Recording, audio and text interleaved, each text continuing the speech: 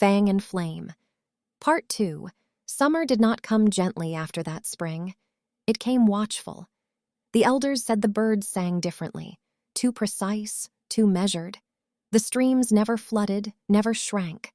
Storms broke at the valley's edge and walked around it like respectful guests. No sickness lingered, no predator overhunted, no hunter returned empty-handed twice in a row. Balance had teeth now, and a keeper.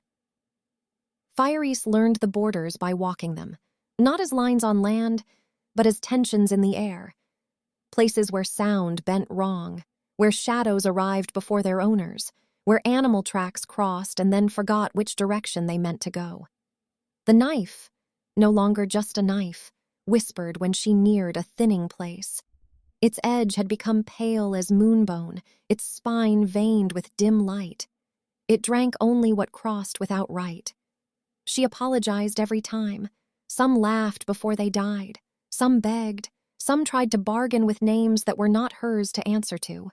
She learned to listen, but not to yield.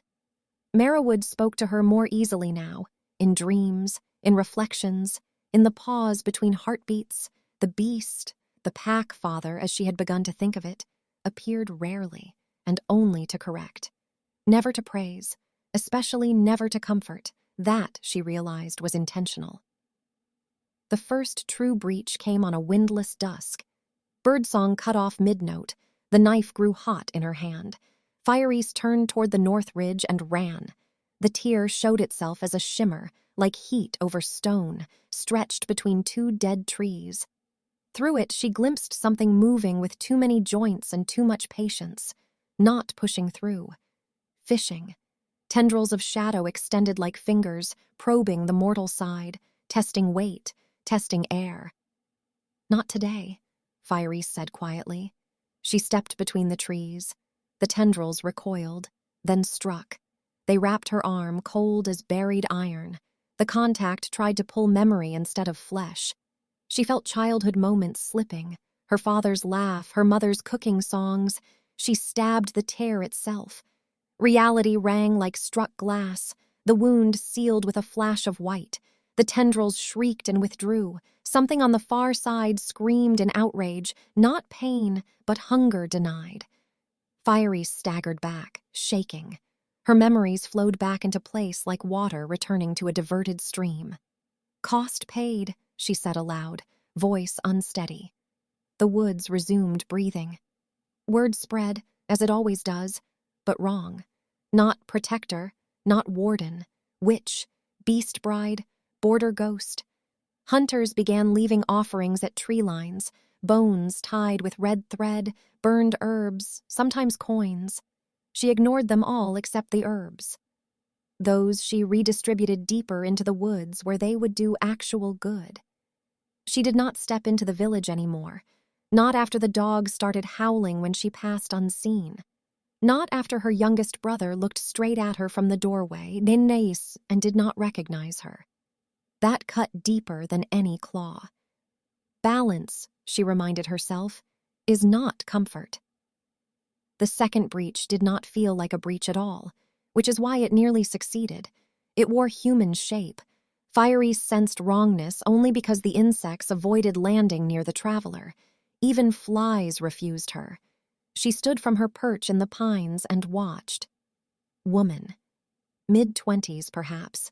Traveling cloak, crossbow, short sword, alchemy satchel, moved like someone trained, but tired. Very tired.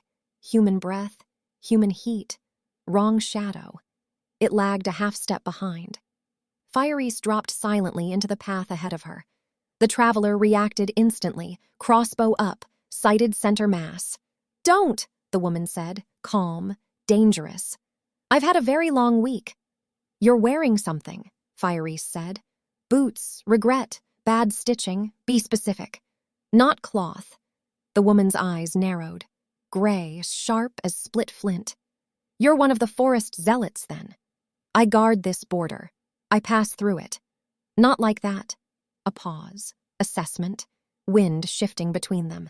"Name," the traveler said. "Faerie." A flicker. Recognition? Rumor memory? "Lysa," the woman replied. Monster hunter. Faerie almost laughed. No, she said gently. You're bait. Lysa fired. Faerie twisted. The bolt grazed her shoulder and buried itself in a tree. It hissed, eating bark with green smoke. Poisoned. Last warning, Lysa said. Drop your shadow, Faerie answered. They moved at the same time. Lysa rolled and drew blade. Faerie closed distance inside the sword's ideal arc, knife flashing. Not at Lysa, but at her shadow. The blade struck darkness. It screamed. The ground peeled upward like burned paper, and something unfolded from beneath Lysa's feet, a skin-thin mimic wearing her outline like a discarded coat. Lysa swore violently and leapt clear. That was attached to me. Yes, you could have led with that. You shot me. You appeared dramatically. Fair! The mimic lunged. They killed it together without further discussion, her silver knife anchoring it, Lysa's alchemical vial detonating it into harmless ash. Silence followed. Then, You're bleeding, Lysa said. So are you, Faerie replied. They both looked. Neither was. Shared hallucination residue, marrowwood leakage, that unsettled them both more than the fight. They did not trust each other, which is exactly why they kept walking in the same direction. Predators that hunt predators recognize pattern quickly. You're not corrupted, Lysa said at last. You're not prey, Faerie answered. High praise. You carry breach smell. I track incursions. Close contact happens. Something followed you. I know. Why come here? Because everything being tracked runs toward this forest, Lysa said. Or away from you. That should tell you something. It tells me you're either effective or guilty. Same tool set, Faerie said. That almost earned a smile. Almost. The third breach opened under both their feet. No warning, no shimmer. Ground simply disagreed. They fell through sky that had roots instead of stars, and landed hard on living wood. Marrowwood, but deeper than before. Faerie felt it instantly. Pressure, like being watched by bones. You didn't mention falling worlds, Lysa groaned. They usually knock. Rude of this one.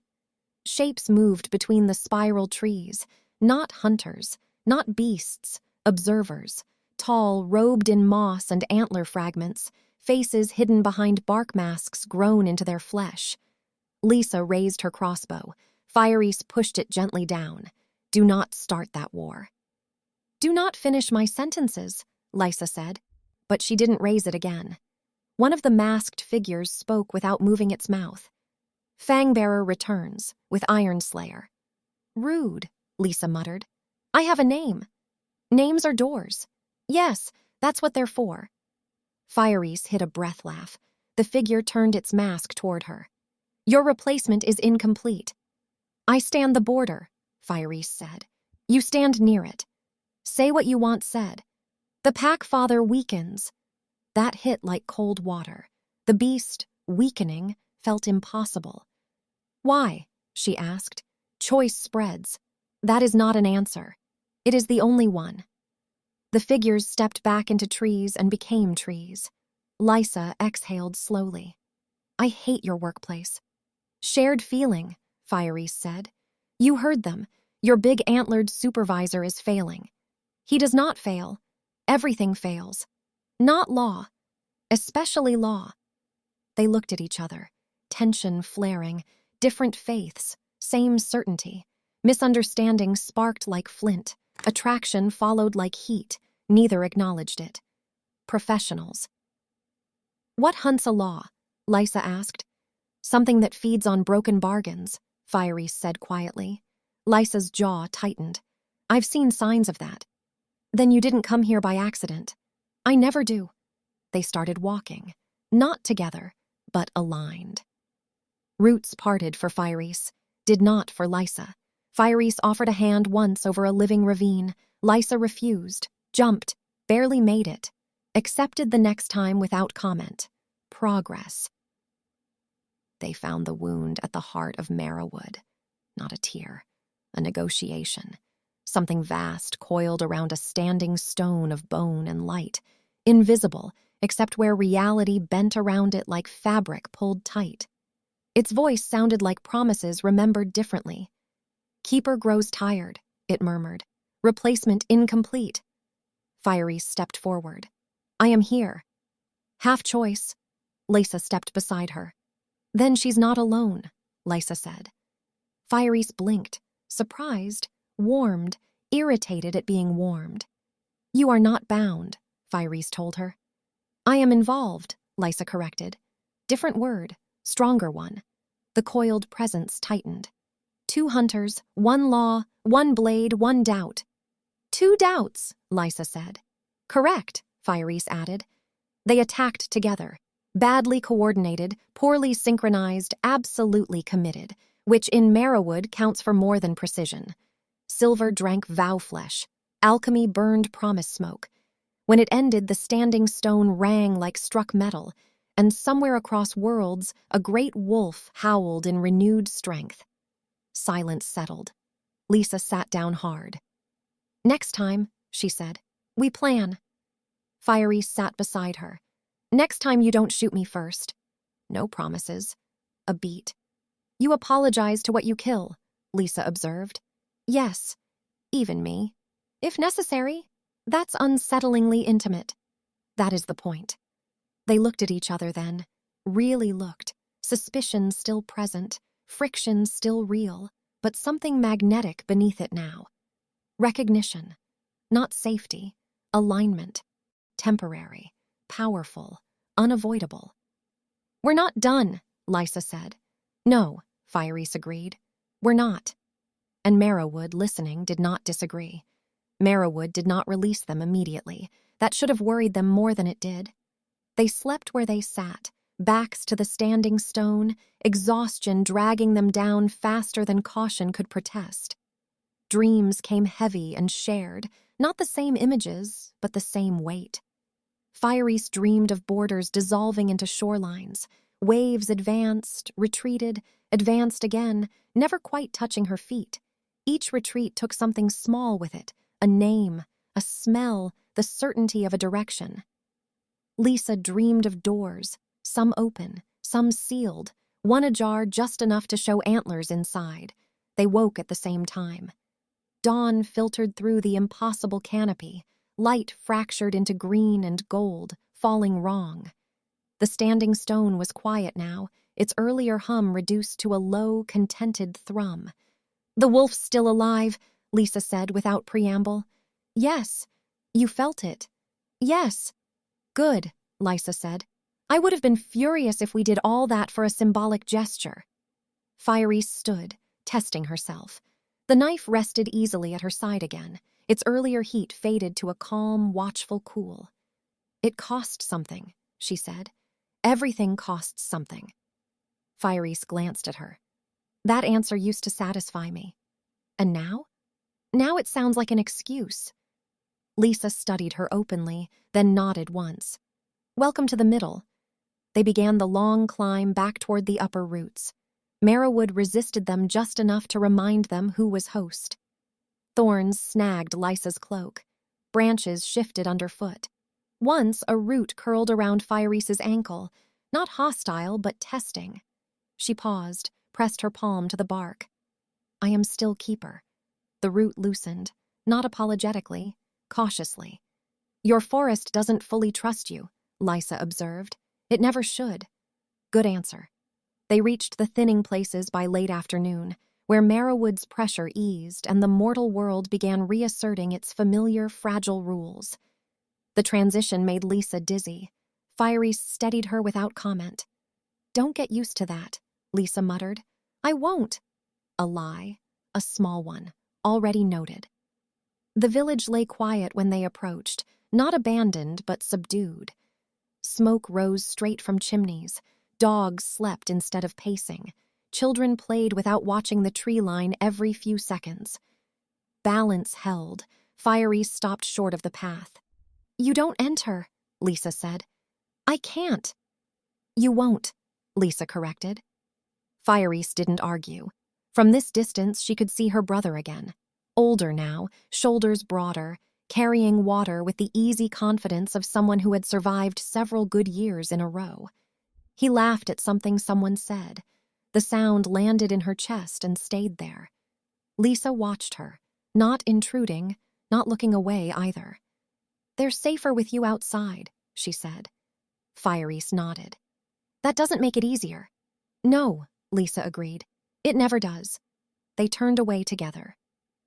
They parted at the old stone bridge, the last clean line before paths diverged.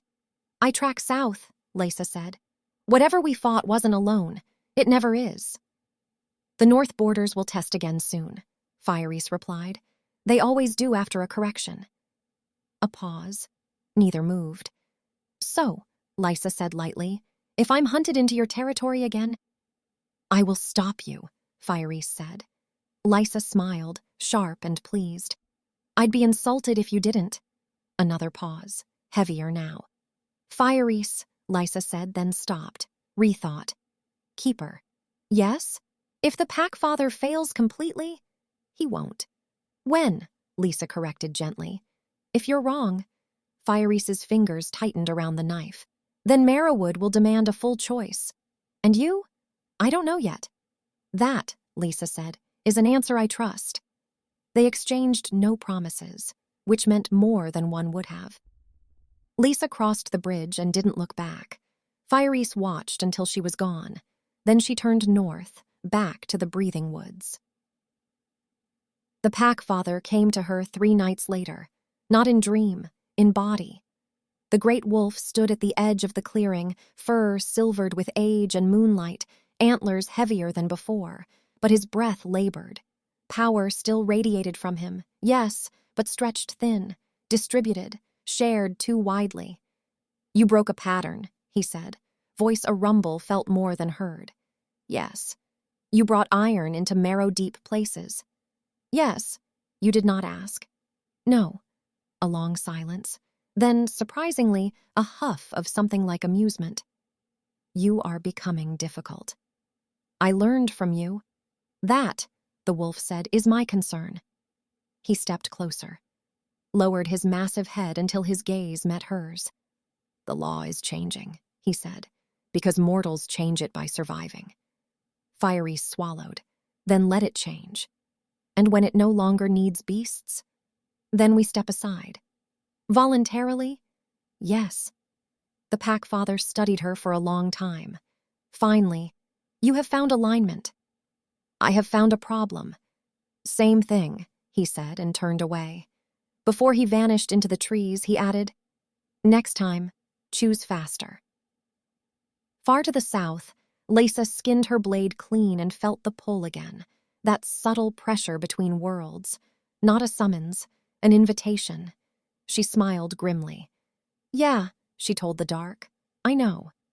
Somewhere between Fang and Flame, the hunt continued, and the border, no longer a line but a conversation, held. The 4th breach announced itself with music. That was how Faerie knew something was wrong. Music did not belong at borders. Sound softened edges, sound invited. Whatever crossed with a melody intended to be welcomed. She felt it before she heard it, her knife warming, not warning hot, but curious, interested. The forest leaned, branches tilting toward the source like listeners straining for a favorite verse. Faerie moved fast, cloak of leaves whispering around her as she reached the glade where the air shimmered gold instead of tearing. A figure stood at its center. Beautiful, infuriatingly so. He leaned against nothing at all. One boot crossed over the other, long pale hair braided with living flowers that opened and closed as he breathed. His eyes were the color of fresh sap, too bright, too knowing.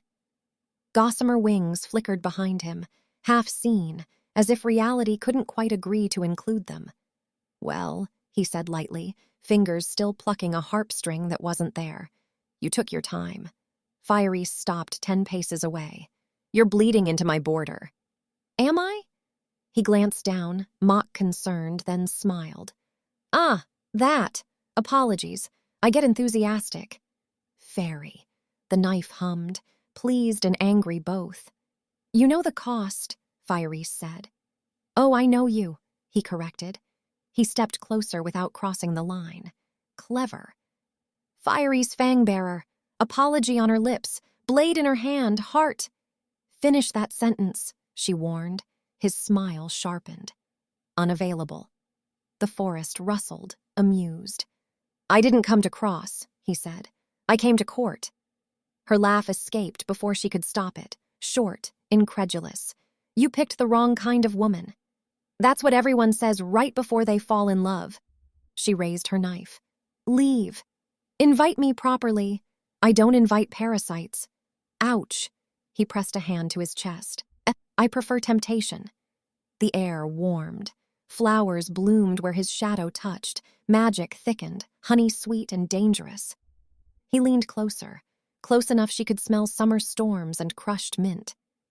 You walk between worlds, he murmured. You could walk into mine. Faerie did not step back. Her pulse betrayed her. Just once. That was enough. The fairy smiled slowly. There it is. She pressed the knife to his throat. The blade drank a fraction of his glow, not enough to harm, just enough to warn. I am not a prize, she said, and I don't belong. He swallowed. For the first time, sincerity flickered through the playfulness. Neither do I. For a breath, the world held. Then Faerie stepped away. Go, she said, before I decide you're a breach. The fairy bowed, deep, theatrical, eyes never leaving hers. Sooner or later, Fangbearer, you'll choose something that wants you back. He dissolved into music and pollen and laughter. The forest exhaled. Faerie stood alone, knife cooling, annoyed at the echo of heat still curling low in her stomach. Problem, she muttered. She found Lisa 2 nights later, because of course she did. Steel rang against Moonbone as Faerie blocked a downward strike, sparks flying where blade met blade. They broke apart instantly, circling. You're trespassing, Faerie said. You moved the border, Lisa shot back. Again! They stared at each other, sweat, breath, tension vibrating like a drawn bowstring. Then Lisa laughed, breathless. Gods, I missed this. Faerie didn't answer. She lunged instead. They fought like argument and attraction given form, close, efficient, relentless. Faerie's knife flashed. Lysa's sword answered. Neither landed a killing blow, neither wanted to. Finally, Faerie twisted Lysa's wrist and pinned her to a tree, knife braced at her throat.